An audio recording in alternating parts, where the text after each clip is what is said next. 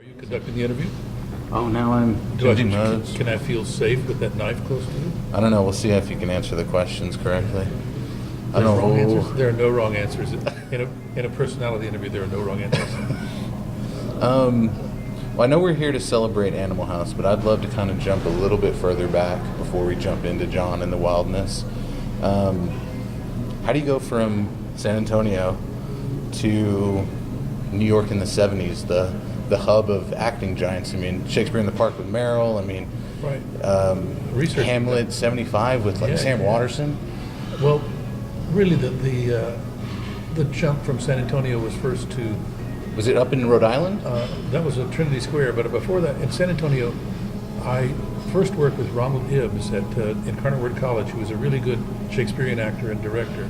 And I started playing Shakespeare at about 14 or 15, with a terrific mentor, Ronald Ibbs.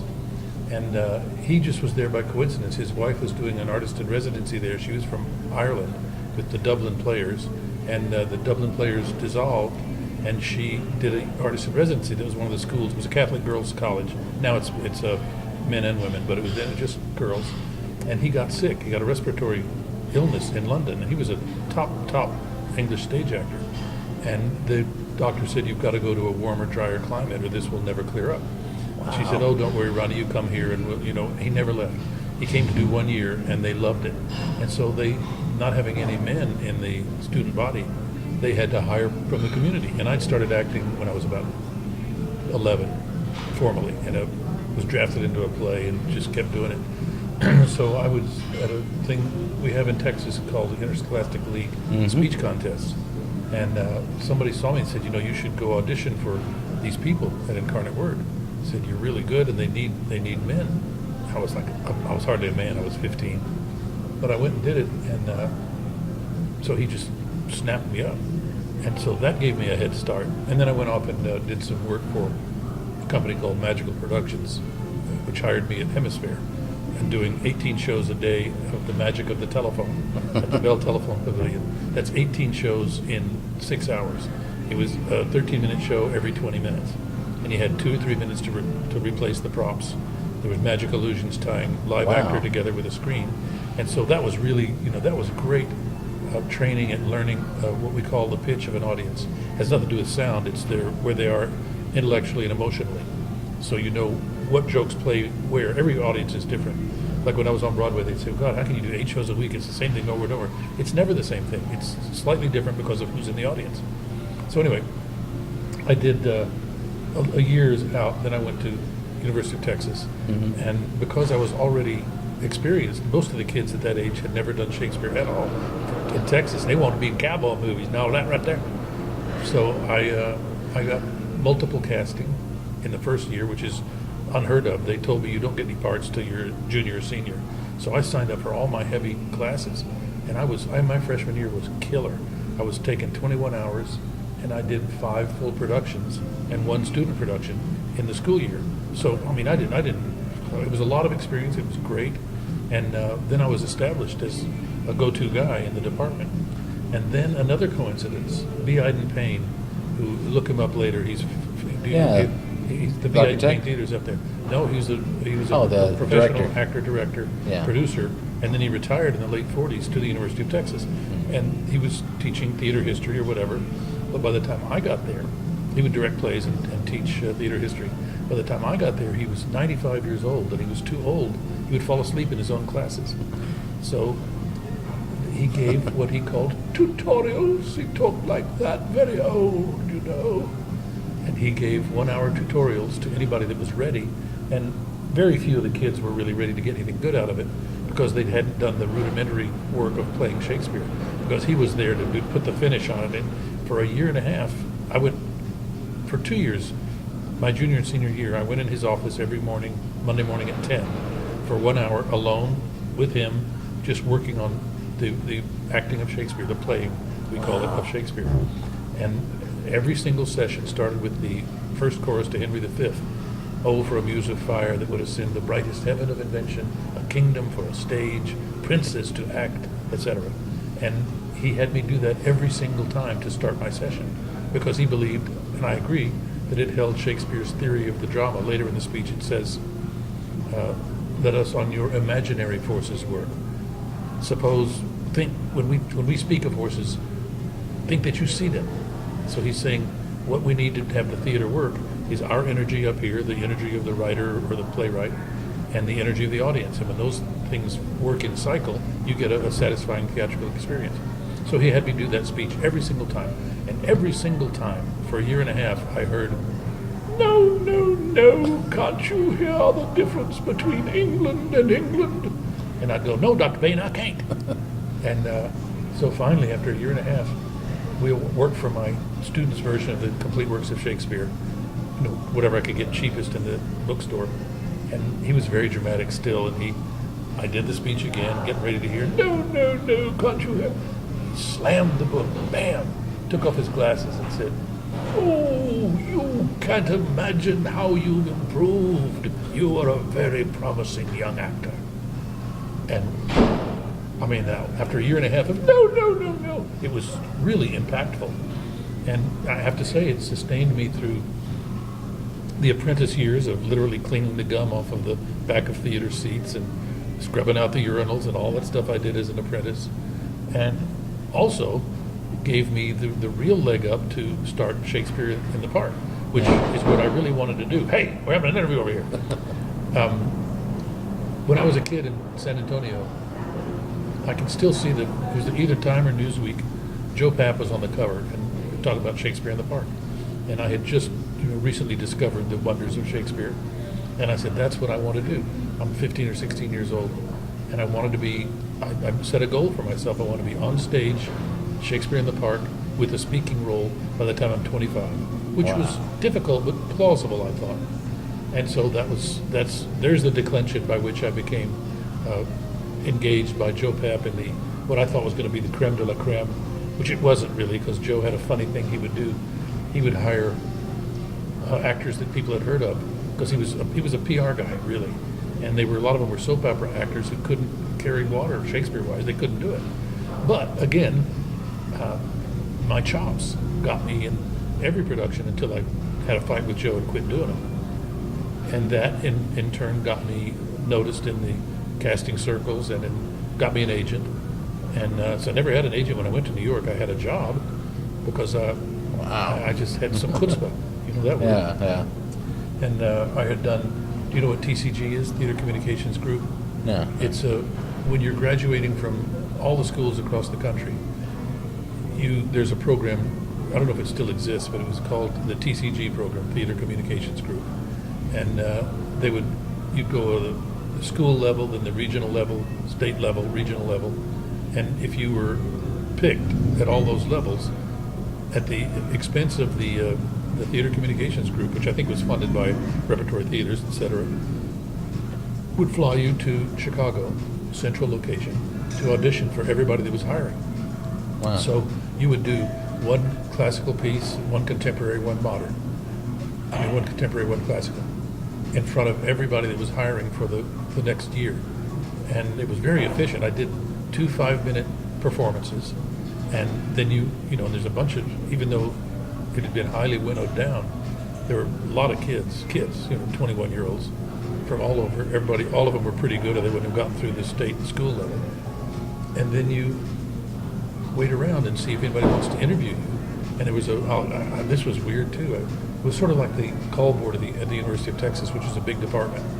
But you do your thing, and then you wait until they post. There's a big bulletin board, and each theater, like the Alley Theater in Houston, and the Oslo Theater, and the theater in Washington, D.C., and whatever theaters in various cities across the country, they would write down who they wanted to see and significantly interview. And it was big. I was on a lot of lists because I had just gotten started earlier. Besides having, some talent, I had experience and craft of playing classical stuff on stage in front of an audience, which most of the kids hadn't had the opportunity to do as much as I had. So that got me my job at Trinity Square Repertory Company, which is another place I really wanted to go, because the artistic director then was a Texas guy named Adrian Hall, and it was a very cutting edge sort of adventurous theater. So I went there and and did a couple of seasons there, and I still wanted to get to Shakespeare in the Park. And I didn't know how it was going to happen. I just didn't know. And then I find that the woman that ran TCG, Rosemary Tischler, who's now head of casting at Shakespeare in the Park at Joe Papp's Public Theater.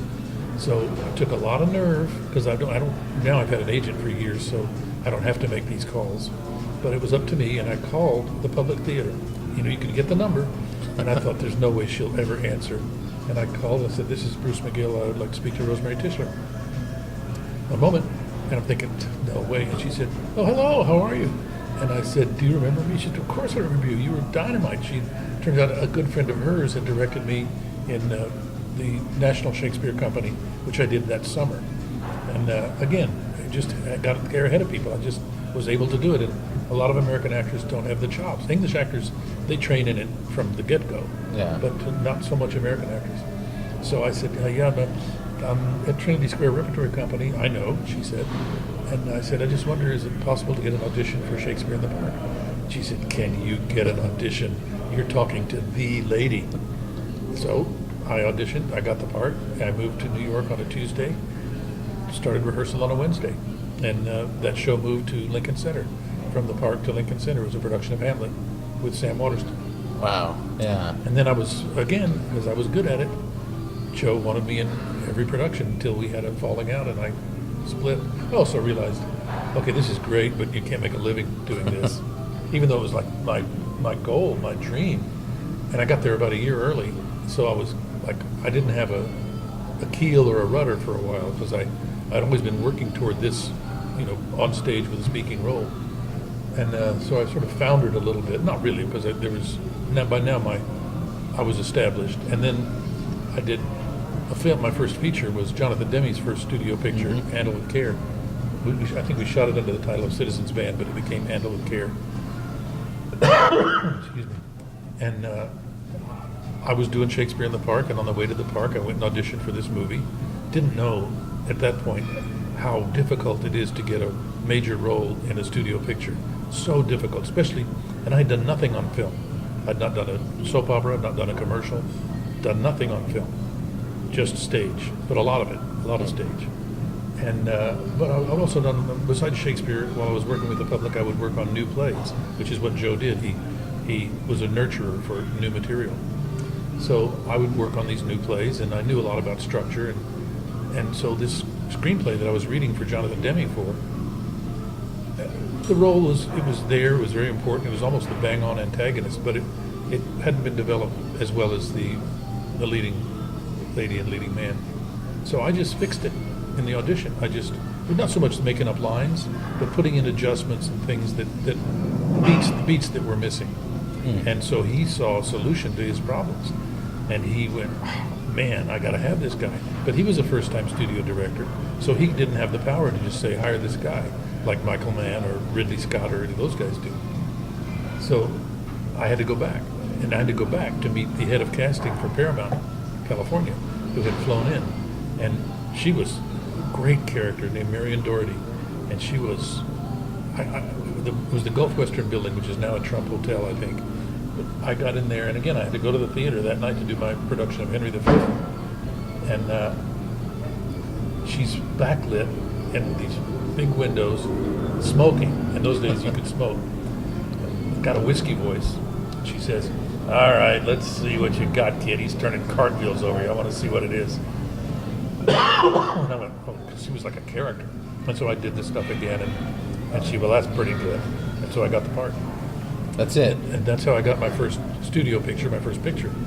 And then once when you're just an actor that's come to New York that wants to be an actor, you're in a huge pool.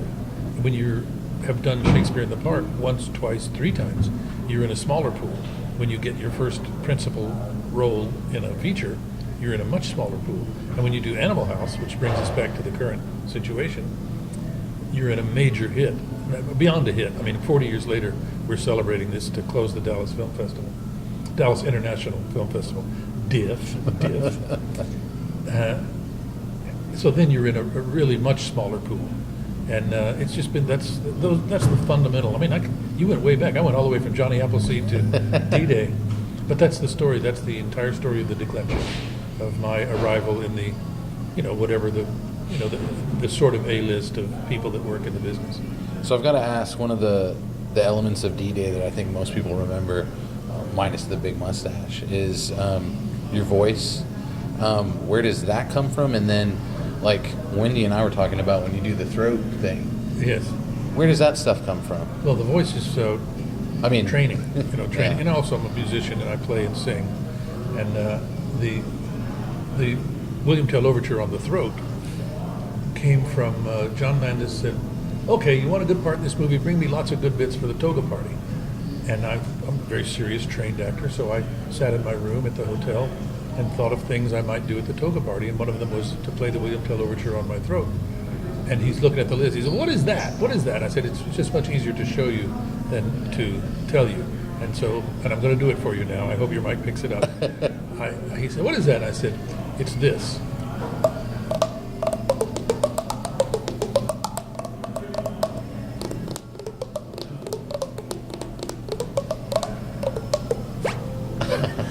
So I did it, and it comes from. I said, "Look, I'm not going to play the entire thing on my throat. You're going to cut, right?" He said, "Oh yeah, I'll cut." And he wasn't cutting. And I'm a stage actor. I know how to make an exit. So when I realized I'm doing this, and I realized he's not going to cut, so I went, which was also could have been like, and if you'll note, then I left camera right, exit stage left from the actor's point of view. And another interesting thing about that, we didn't tell anybody I was going to do it. No. We took the sound boom guy and the recordist into a private room, and they determined the frame, the DP, and we set the levels. And what you hear in the movie is take one of the production track. And the reason he didn't want anybody to know about it was he wanted to get the initial response of Tom Hulce as Pinto. So when you see the movie again, look how and they cut in and out of it a little bit, when you see he's just blooming like a sunflower. Because he's a good actor, he's not going to break character, but this was never written anywhere, nobody knew it, and also, besides him not knowing about it, the entire crew was clustered this close together on the landing where the camera was. They didn't know it was coming, and it is delightful. I mean, it's silly and delightful, and so everybody knows if they make a noise, they'll spoil the take. So nobody made a peep, but they were laughing like that. So that's where that came from, and it's the most asked question about Animal House is, did you really do that on your throat? And I know that's a thinly veiled request to do it. So for a while I did it, anybody that would ask, and then one time, when one of my movies was coming out and it was a big movie, there was a big red carpet, and there's a lot of people with recording devices. And I would do it, and my wife said, "That's just embarrassing." I said, "What?" She said, "Look at your throat, bright red, from beating on it, So I said, "Okay, I'll make a deal with you. The first person with a recording device that asks, I'll do it. And it's better if it's a camera with sound." So that's what we did, and now she doesn't care. She goes, "Go ahead, knock yourself out. Your throat's red, big deal." So that's the genesis and the history of that. A lot of people can make the noise, but I'm a finger-style guitar player, so it's the rapid rolling right hand and the intonation, if you will. I missed a note on that one, but so that's what it is. It's a combination of, and the guy, I did it on the television interview for ABC's local show today, and he said, "What a talent." And I said, "It's a skill. That's not a talent. It may have been a talent." And the way this is interesting, you know where it came from? You're way too young. You're way too young too. But in the 50s, there was a black and white commercial for Maxwell House Coffee, and it opened on a 50s stove with one of those aluminum percolators with a little glass top that the coffee perks up into, and this was the sound it made. It went.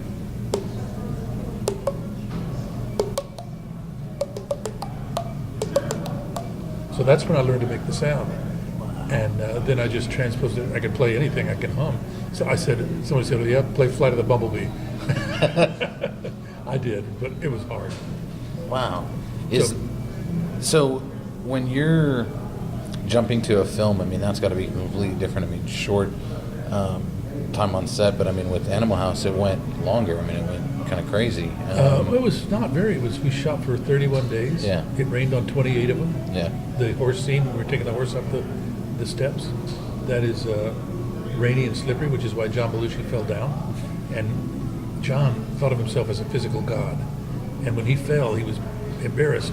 But Landis, smartly standing behind the camera, said, "Keep going, get up, it's funny, it's funny." So that's when John started doing all that jumping around stuff. I call it Guns of Navarone because it was black coat, but they were basketball moves basically. But that wasn't there at all until because he had a little embarrassment at slipping on the wet leaves and being made to go on. But he was up for it, you know. I've got to ask, connection-wise, I think that's obviously important in your career and in every actor's career, but like, you brought up your DP. That's how you get connected to MacGyver, if I'm not mistaken. Was it Charlie That is true. Charlie Like- Carell, who was the DP. You know, I'm thinking of DPs, I'm thinking this is such a wide look. Do you care? Are we both on frame? I'm not. You're not. So this is all this. Do you want any of this? No, I think it's fine. Great. Yeah. So Charlie Carell, who's the director of photography of Animal House, and great guy, sweet guy, gone too soon, really good guy. And they saw me on a Miami Vice I did called Out Where the Buses Don't Run, which is a very flamboyant character for that show. And they thought, well, we need that energy to spice up MacGyver.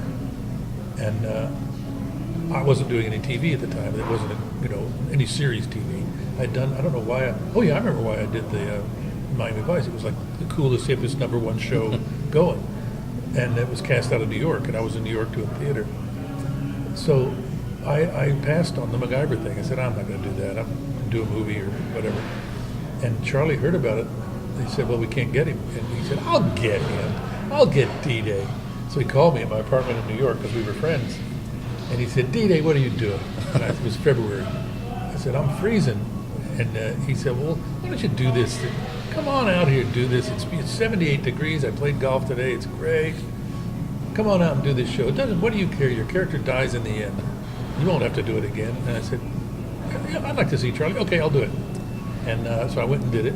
And I believe that was the character was a one-time only because in the first episode I did, I sacrificed myself in my plane to save MacGyver. But what you saw was the plane going off over the horizon. You didn't actually see dead Jack. So months later, my agent calls and said, they want you to do an episode of MacGyver. And I said, really, what character? Same character. I said, well, my guy died. And my agent said, and I quote, this is a Dallas reference since we're in Dallas, if Bobby Ewing can come back in the shower, I said, I get it. So anything is possible in television. He said, yes. So we did it, and that's, I did, I think, 6 seasons on it, 18 shows. It's where I met my wife, Gloria. I love. There's Gadi. And so, yeah, it was, and I really enjoyed it, too. It was my mother loved that performance because I didn't cuss. I didn't hurt anybody. I was funny, kind of goofy, and that was my job, was to, I think I even had the line in one of the episodes, hey, it's fair, it's 50-50, I get us into trouble, you get us out. It's fair. So she really liked that. She liked that. And I just recently did an episode of the reboot. The new one, yeah. They called and said, would you? And first I thought, I don't know. My wife said, why wouldn't you? It's a fine part, it's historic, so do it. I do a lot of things she tells me to do. So I did it. I'm glad I did it. He was a delightful guy, Lucas Till. He's settling into it. It's tremendously taxing to play MacGyver in a show called MacGyver, because not only do you have to do all the shooting, and they want a lot of options in editing, and the MacGyver stunts there are a lot of shooting. Then you have to do the voiceovers to describe the MacGyverisms, we call them. So the first season he thought, why did I ever want to be an actor? But we had a lot of conversations because obviously I knew a whole lot about it, more than anybody he knew, because of my experience with Richard Dean Anderson. So it was a really pleasant experience. I liked working with him a lot. He's a very good guy, Lucas Till. Yeah. As far as looking at directors and working with directors, I mean, with John, you've worked with him since then. Like Michael Mann, you've worked with on a lot. Oliver Stone, several. You were on Oliver's first film. I was. That was a trip. Yeah, what's it like working with someone? I mean, obviously you probably didn't know Oliver was Oliver, but you must have, during that process, seen the greatness or at least the snippet of something. I had first worked with Oliver in the first incarnation of Born on the 4th of July, which eventually Tom Cruise played the part of Ron Kovic. Is this with Pacino as? Yes, yeah. Pacino. And my character, it was based on Ron Kovic's book, but Oliver had added a character that I was playing, a guy that didn't go, a guy that stayed back in Long Island. So we worked together like for a week we did table reads to tweak it and stuff. And Oliver at that time was just sort of this angry presence, and he was like, kind of greasy haired, long hair, and pretty, Vietnam was a recent experience for him, and it was not a pretty one, as we know now from some of the stuff he's said and some of the movies he's made. But we're doing the read through and stumble through, and we're talking, they're addressing what the director felt were problems with the script, or what Al's very talky about material. He'll talk it into the ground. And so then we have a break, a bathroom break. And I go in, and I'm at the Drake Hotel. I remember it like yesterday. The Drake Hotel in New York City, in the big ballroom, which was now our rehearsal room. And I'm in the men's room at the urinal, and Oliver comes in bouncing off the walls, going, can I use strong language? Yeah. God, they're fucking with my script. They're fucking with my script. God, I'm crazy. And I'm going, wow. And then he looks at me and he goes, "You're not scared of me, are you?" And I said, "Well, I am now." And so he laughed. But I said, "They're just trying to make it better, man." But I didn't know how volatile he was. And he was extremely volatile in the beginning. And so that was just, he was there as a writer. And they had, hired hand, really. He was adapting Kovic's book. And then he called me out of the blue. I didn't audition. He called me to be in The Hand, which I thought was great. And I know it's based on that moment in the men's room as much as anything. And so he called me and said, "You want to do this movie, Michael Caine?" And I thought, God, yeah, I love Michael Caine. And I knew the actress, Andrea Markovici, I'd done Shakespeare in the Park with. She played Ophelia in a production of Hamlet I was in. And also it was a movie, and it was, going to pay way more than the workshop I was working on, which was paid like subway fare. So went and did it, and he was now the director, but he was still pretty green, and Michael Caine was anything but green. And one of the funniest things, I learned a lot. There was no through the lens video yet. So Oliver would set up a shot and stand right behind the camera to get an idea of what the camera was seeing. And we're shooting the scene in the bar where I have all the language, and Michael Caine has things like, "Oh yeah? I talk blah, blah, blah, blah, blah, blah, blah. Really? Blah, blah, blah, blah, blah. You think so?" So he had a really easy day. And we were shooting, we finished my coverage first, and then turned around to get him. And the camera was on baby sticks at the corner of a wooden bar. Oliver was behind it, and we're shooting. And Michael knows that he knows sizes and lenses, which really, it just takes a little while to figure that out. And it's so important. And some actors won't bother with it, but it's just crazy not to. So we do the take, and most of it is reactions to all my blah blah. And we come to the end of the scene, and Oliver says, "Cut, hey, Michael, that thing we talked about, I didn't see it." And Michael said, "Well, you see it in dailies, won't you?" Meaning that your eye is not seeing what I'm playing to the lens. And I'm sure he was right, because I was right there with him. And, the camera was approximating my point of view. And I could see it, but you couldn't see it from 20 feet away. It was that subtle. Wow. But I thought, that's great. And I've used it before in good humor, in humor. I didn't see that. Well, you'll see it in dailies. Because I thought, and it was just so, it drove Michael crazy. Drove Oliver crazy. Because Oliver would be, most desirous of being a god on the set of anybody I've worked with. Is that fair? Not God, just my way. I'm seeing it. I know it's my movie. Do it. And that was not the way Michael Caine worked. Michael was, and they're all different. But Michael Mann is another one that's sort of a perfection. Like the scene in The Insider, I did 70 plus takes, the whole thing. 15 hours of the same scene. Maybe was that a 2.5 minute scene, 3 minute? Mostly me talking, of course. But and then Michael Mann at the end of that long day, and he always shoots something of his own films. And we shot it, and I was, it was difficult, it was vocally difficult. And 15 hours doing anything is hard. So he loads up I think it was a 500, big lens, and goes to the back of the courtroom. And he comes up after the take, and he's all fired up. He said, "I could play the whole scene in that take." Meaning, it was so cool with my big lens from back there. I just said, "Oh, screw you, man. I'm done." But they're all different, the guys like that. And it's great to work with, the handful of great directors I've worked with.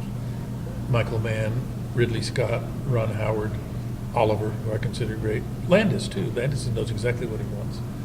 And the guys that get to that point, their personality really runs the set, because they do the movie the way they want to do the movie, and most of the people, they've done a lot of movies, so they have the same crew. So it's a very comfortable. And Spielberg, oh, I'd love to work with him again. That was like the best work experience I ever had in terms of focusing on the work. That the only thing that was important inside that set on Lincoln was, what are we shooting right now? Anything else is beside the point. Get it out of here. They're pretty kick-ass beard too. That was pretty kick-ass. Yeah. That was amazing. I've got to ask, working with them again, like John, how much did he change from Animal House to, like, I guess, Into the Night? I mean, later on. Well, he was on the same sort of arc Into the Night, and it was that was funny, because it was supposed to be. I was on Broadway doing a musical, and I had that big D-Day mustache in the musical, playing a Russian guy, in a broad tap dance musical. And the joke was supposed to be I was an Elvis impersonator that didn't look like Elvis. But when I got a couple of weeks off from the show, and I flew out there, and they got me fit for an Elvis suit. And this guy was doing way more suits than he had done when Elvis was alive, because after Elvis died, there were so many impersonators all around the world. This guy had a photo album of everything from a tiny Vietnamese guy, Elvis impersonator, to like an East German swimmer woman, Elvis impersonator. And but once we dyed my hair and cut the mustache off and put me in the suit, and I made my lip wave and said, thank you very much. It was pretty damn close. And so Landis was happy, but we thought the funny thing was going to be, here's an Elvis impersonator who doesn't look at all like Elvis, because there are bunches of them, You see them all the time. Is it easy for you to jump television, theater, film? I mean, is your process always the same? Television, film, yes. It's there's a little difference between the impact of a gesture on a big screen, just because of the size of it, and on a small screen. And there's a little difference in the way an audience perceives reflected light as opposed to emanated light in a television screen. I think there's a difference there. And but there's a very big difference between the theater, especially a good-sized theater, and anything you do for the camera. The camera will come in and get the beat of truth that you are, whatever, manufacturing is a bad word, but that you're coming up with, that you're experiencing, your performance. It will come in and get it, the honesty of it. In the theater, it's up to you, the actor, to project it, especially in a Broadway house. My theater for my one and only was 1,600 seats with a balcony. That's huge. And you can't always yell. And nowadays they mic them, but in those days you weren't always mic'd. So it's up to you to project, and I don't mean just vocally project, but project emotion and thought into the audience. So for two things that most people think are exactly alike, there's a big difference between live performance for a live audience in a big space and working for the camera. And I prefer the camera now because I've done so much of it, and only partly because you can generally make a better living at it. But it's also less 8 a week, less sameness, less repetitious, and once you get it, and you can use all of you can speak so quietly, and now they can record you so well. So you can use 100% of your dynamic range, and in the theater, it would just be lost. You're a little more limited. But then the thrill of performance in the theater is there, and the thrill of what I was talking about earlier, the playwright's improvisation through the energy of the actor to the energy of the audience. When that cycles, it's thrilling. There's a cathartic release and all the things we read about in Aristotle's Poetics and all of that.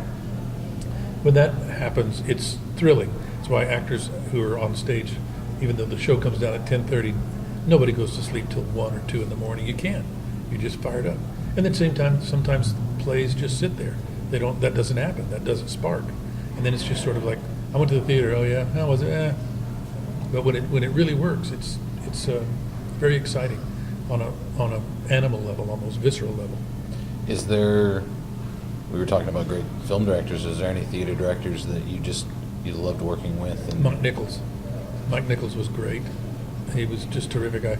I did a movie with him, and then soon after I did the Broadway musical, he came in to save this musical in trouble. And he was just the smartest and the funniest and the most methodical at building a show. And so he was the towering figure in the theater that I worked with. Do you mind if I just ask questions about like shows I love you in? And, Yep. whoever. I mean, is this open-ended? I got to be at the theater. I mean, I grew up watching, like, it's funny with MacGyver, that was when we came to America, my dad's, one of his shows he connected with was MacGyver. So as a kid, I remember you from there, but my first kind of memories, or more recent, are stuff you were working with, like Angie and Rizzoli and all that. A wonderful experience. How much has TV changed as for you? Well, for one thing, when I was doing MacGyver, there was pretty much 3 networks and PBS. Then Fox came along, and now, oh my God, I just resigned from the Academy, the TV Academy, and I mean, they don't care, but I said, I just want you to know how it feels to be unable to vote in what I consider a fair manner, because I can't see all of it. I just cannot live my life, do my work, and watch all these shows. And I feel like I can't vote just because I know a guy in it or because I'm in it. I just think that's like, it's not what the thing was put together to do. It's sort of to award excellence. And how can you award excellence across a field when you've seen 5% of it? So, and I just did that, and I'm a little, I don't know, it won't make any difference to anybody, but it does to me. And also there was the pressure, I felt a lot of pressure to try to watch things that I just did not have time to watch. And I'm still in the Motion Picture Academy because that I can handle, And that one, even if you don't see them all, you have to count on the Academy because there's a nomination process, and then it's easy to see all the nominated films and performances. So that's a big difference. And I just did a pilot for YouTube Red because I've been curious about streaming, because streaming is where it's going. There's no question. And everybody that's paying attention in the business knows that's where it's going.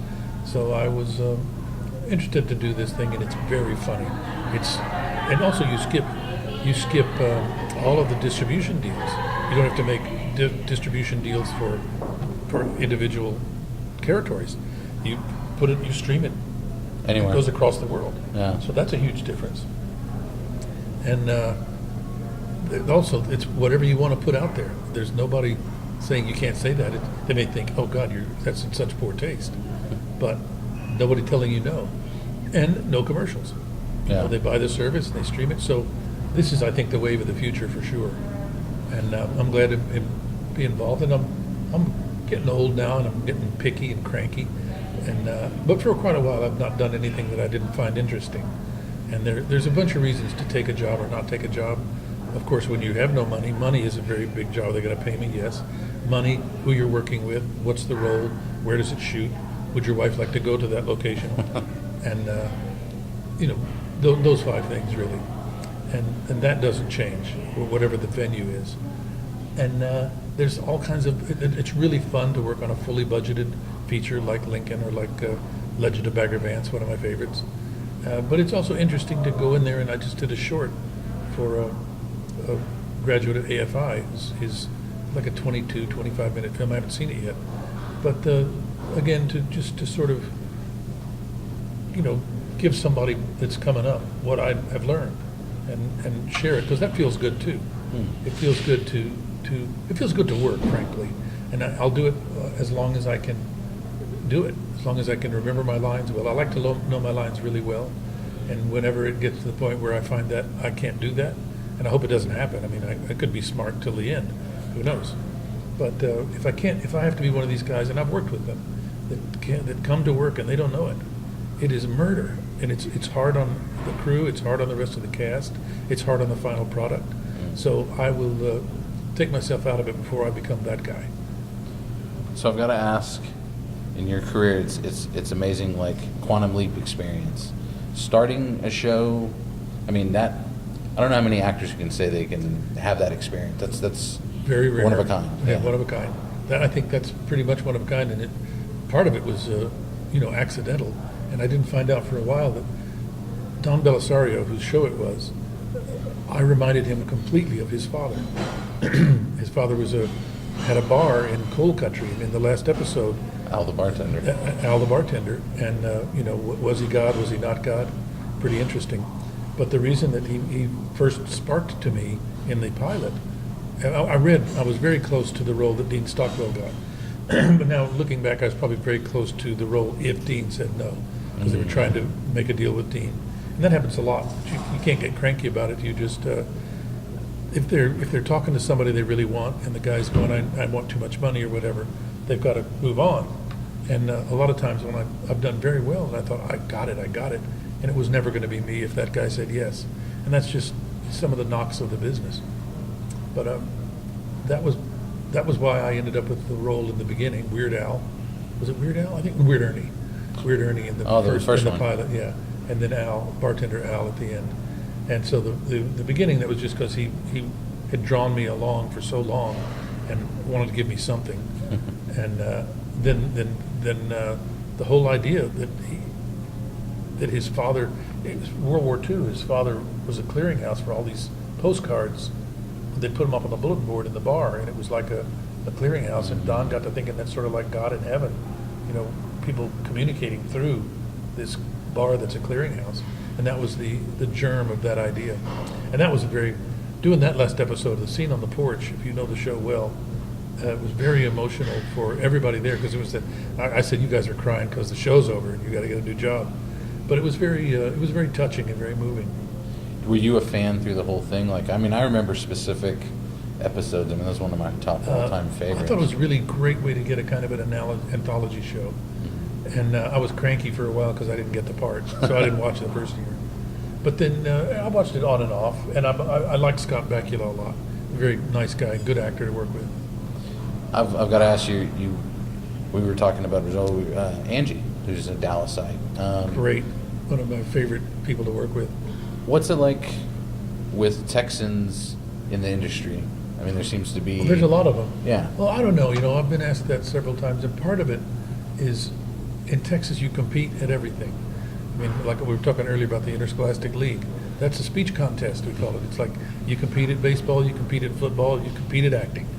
And that sort of sharpens you up for the real world of it, where you're going to have to compete for those parts. Because there's only, one guy's going to get every part. That's another good reason to be a character actor. There's 3 or 4 of those in every movie. If you're the leading man, you get paid a lot more, but there's only one per movie.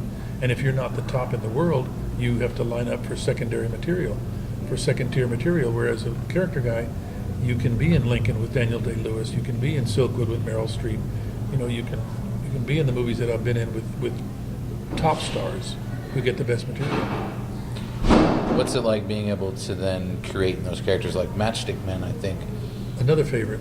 That character, I think, has its own life. That must be special to have those moments with those types of films. Well, in that particular movie, the whole time we're all putting him on. So you like my death scene in that, when I die on the coffee table and I shake my feet like that, people are, oh, great death scene. I go, that's Cornball hamming it up because we're conning him. It's a con. So you've got a double reality the whole time, which all of us found delightful. And I just worked again. I'd worked with Sam Rockwell a lot, but we just worked together again on a film that's not out yet called Best of Enemies. And I just love Sam, and I'm so glad he won the Oscar. He's just always such a good actor. He's just such a full-on performer and a super centered, sweet, loving man. I just think the world of him. And everybody in that movie, and there were very few people. So, Ridley Scott didn't have to deal with Black Hawk Down, helicopters crashing, or lions and tigers eating gladiators. He just had this good material and 5 or 6 really good actors. And he really enjoyed it. He sort of relaxed into it, and I think it's one of my favorite films that I've been in, and I think it's one of Nicolas Cage's absolute best performances, and it's very entertaining. Is it easy to watch yourself over the years? Do you continue to go back to some roles? I prefer me in my thinner roles, but vanity is always there. But I don't. I learned early on by watching myself that, wow, you thought you went to 90%, you only got to like 40%. So I've learned to, like, when it's supported by the material in the story, how to unload, like in The Insider. Like wipe that smirk off your face. That's a full-on unloaded. That's as big as it gets. And I don't get there very often because that will upset the balance of the story often. But if it's right, I like to know that when I go there that I've been there. And like sometimes and I just had this happen. A director on Suits. I just did an arc on Suits. I read the line, as I always do, the way I think it should be read, in the context of the story and the characters and the scene. And he said, I might want to go a little further than. So I went too far, which I knew was too far. And he said, well, maybe not like that. And then I regret not going back to my original. It's not a big deal. But I knew I was right and he was wrong. And I was trying to prove that to him by going too far in the direction that he asked. And then I compromised my taste. But it was like 14th hour and tired. And that it's very hard to fight the good fight all day, every single day, when you're, especially as you get older. It's one thing to say a 14-hour day. It's another thing entirely to live it. Because people that, basically when we work in the movie business in a full budget, we work 2 days a day. Most people's work day is 7 or 8 hours, 8 hours, and they get lunch. So we're doing 14, 15, 17 on the old MacGyver. Every Friday was 18 hours. And that is just very difficult to do when you're young. And to know that they're going to cut that scene you did after your first cup of coffee in the morning in with that scene you're doing in the 17th hour. And that's a lot of discipline and a lot of will. And you have to bring it. And you have to talk yourself into bringing it. When the Rosewood was so difficult as we're shooting all nights. And it was so draining to be the horrible person I played in that. But that's the job. Speaking of staying alive in the career and going, I think a lot of people in this generation are know you by your voice. Working with like Seth on the Cleveland Show and Family Guy. I mean, you've done a lot of different roles. Santa Claus. Oh, that's a good one. How much fun is it to do something different like that compared to everything? That must be so really different. It's really fun because you can do it in your pajamas if you want. And the Santa Claus one, that's very interesting because I got the Linda Montagne, Montague, who was the casting director of the Cleveland Show. I'd been in and out, and she said, "Do you sing?" And I said, "Sure, sang on Broadway." She said, "I thought you might. There's this thing, and would you like to audition for it?" And I said, did she audition me? I don't know, I think so. But so I lived in Ojai at the time, and I'm a musician, I can play the piano. So she sent me the song. And it was like Sondheim-esque difficult music. But I worked it out and I sang it. And then I went down, they gave me the job. And I went down to record it. Excuse me. And she never sent me the lines. There's a whole big part. There's a lot of dialogue. And I was like, but of course I can do that like falling off a truck. Once I had the voice I was going to use for the song, I had to use a similar timbre of my voice to do the Santa Claus. So she said, "Oh, you want to do another session?" I said, No, we'll do it. So I'm doing the dialogue first, and then we get to singing. And Seth, you never see Seth. He works like he's got several studios hooked into his. I imagine he's like Captain Kirk back there, with you can look into that studio, look at that studio. And so I'm working, and the singing was very difficult. Vocal production. That was, in fact, she told me later that they had auditioned opera singers who couldn't act the part, and then actors who couldn't sing the part. And so I'm working, standing still at a microphone. I'm sweating from the exertion of singing that song over and over and over and over, and with with nuanced difference. So finally. Seth said, you okay? You need a break from so I never met him, from somewhere else. I said, no, I'm fine. I used to be an actor, which he thought was funny. And so then Linda said, can you, Seth would like to come out and meet you. So he said, I just wanted to see who was doing this. So he came to meet me, and then my wife and I watched it. And when I held that long note at the end, it's a very long hold, she said, "Is that you?" And I felt very proud. "Yes, that is me," I answered. So that was a gas, and that's another kind of production. And you just have voice, and the pictures are drawn afterwards. And for the most part, they put the vocal track down. I'm not sure that was the case with the North Pole Santa Claus, but usually it is. They get the voice track and then they animate it, and most of those are animated overseas, which is another way of saying China.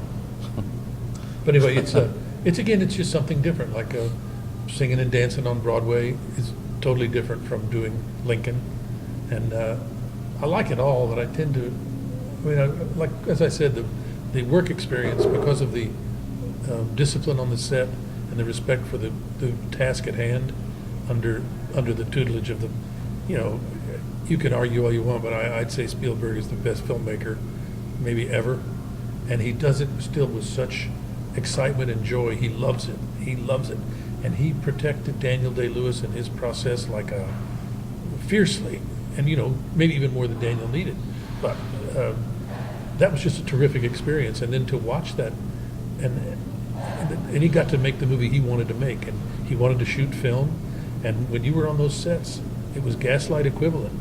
And when you would look in a room that had a window to the outside, that outside light was so bright compared to the gaslight interior. And you don't get those atmospherics digitally. You get that shooting film, and that's what he wanted. Mm-hmm. So that was cool.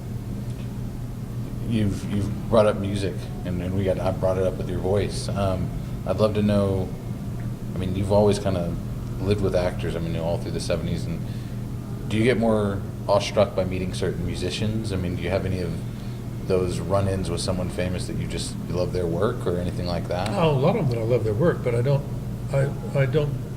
find it conducive to a good relationship to be awestruck. Mm-hmm. It's distancing. Mm-hmm. Like when I worked with Michael Caine, a big movie star at the time, we did that scene where I had all the talk and he just said, yeah, really, think so? I hadn't even really met him yet, but the day before, he asked would I like to ride to the set with him in his car, with a driver, to work on the scene. And I thought, that is very cool. And so he picked me up, and I opened the door, and I was bound and determined not to go, oh my God, Michael Caine, you're so good. I think you're so amazing. I just love you so much.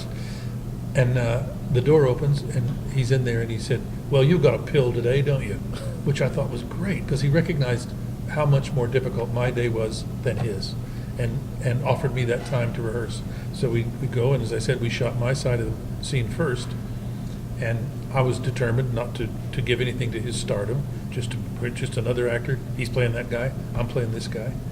But when we finished my coverage, and we'd gotten it, and I was happy with it, very difficult to please, Oliver was happy with it, I said, while they were moving swapping the set, turning around is the phrase for it.